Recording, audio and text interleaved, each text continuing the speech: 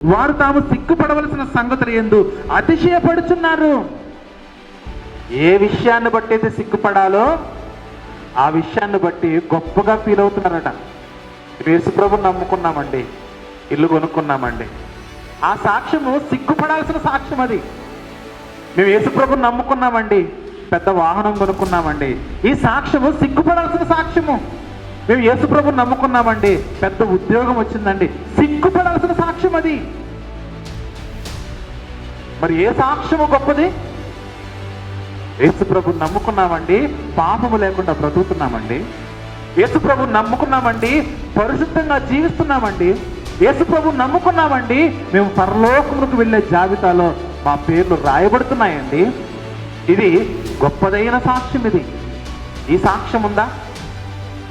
ఈ సాక్ష్యం ఉందా? లేదు.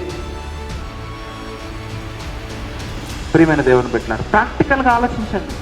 నేను చెప్పే కొన్ని మాటలు వినడానికి కొంచెము ఇబ్బందికరంగా ఉండొచ్చు, ప్రస్తుత క్రిస్టియానిటీకి చాలా వ్యతిరేకంగా కూడా ఉండొచ్చు. కానీ ఇది నిజం. మనుషులు ఏ విషయాన్ని బట్టి సిగ్గుపడాలో ఆ విషయాన్ని గొప్ప చెప్పేసుకుంటున్నారు. తాము సిగ్గుపడవలసిన విషయాలను బట్టి వారు అతిశయపడుతున్నారు. ఎందుకంటే భూ సంబంధమైన వాటి యందే మనసుంచుచున్నారు. భూ సంబంధమైన వాటి కొరకు ప్రభు దగ్గరకు వచ్చి భూ సంబంధమైన వాటిని కలిగి ఉండి ఇవే ప్రభు వల్ల మేము పొందుకున్నామంటే సిగ్గు. వాక్యంలో ఉన్న మాటే కదా, ఉన్న మాట గమనించాలి మనం.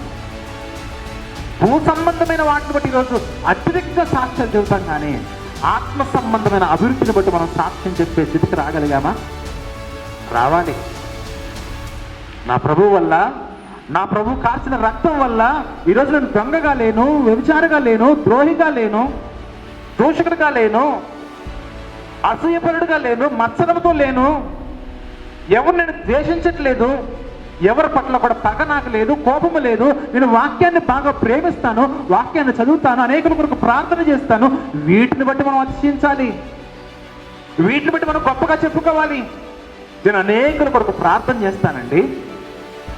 ఇది మనం గొప్పగా ఫీల్ అవ్వాల్సిన విషయం. ఇది నా రక్షణ జీవితం బాగుందండి,